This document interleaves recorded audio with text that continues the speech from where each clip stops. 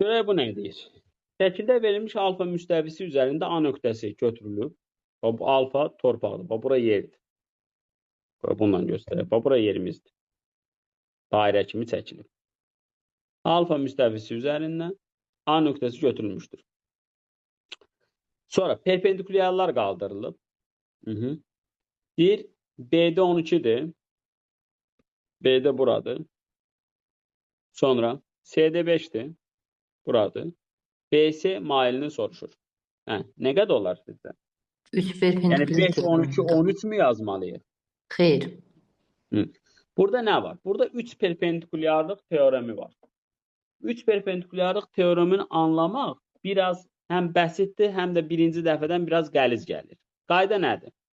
Bax, anlayacaqsınız. Deyir ki, bu maildir. Bu proyeksiyadır. Bu da hündürlüğüdür. Bax, bura nə idi kölgəsi? Proyeksiyası. Deyir ki, müstəvi üzərində olan bir parça əgər mailə perpendikulyardırsa, bax, belə bir parça gedir. Və bu, bax, buraya ilə 90 dərəcə əməliyyat edilir. Yəqin ki, təsvir edə bilirsiniz də. Deməli, deyir ki, müstəvi üzərində olan bir parça əgər mailə perpendikulyardırsa, yəni maillə 90 dərəcə əmələ gətirirsə, onda onun o mailin proyeksiyası ilə də 90 dərəcə əməliyyat edilir. Yəni, həm yerdəki o BH-la 90 dərəcə perpendikulyar olur, həm də göydəki AB ilə də perpendikulyar olur. Deməli, necə deyəcəyik bunu? Mailin proyeksiyasına perpendikulyar, o tərifi tamamlamaq lazımdır, teoremi tamamlamaq lazımdır. Mailin proyeksiyasına perpendikulyar olan, bax, burasına perpendikulyardır. Olan bir parça özünə də perpendikulyardır.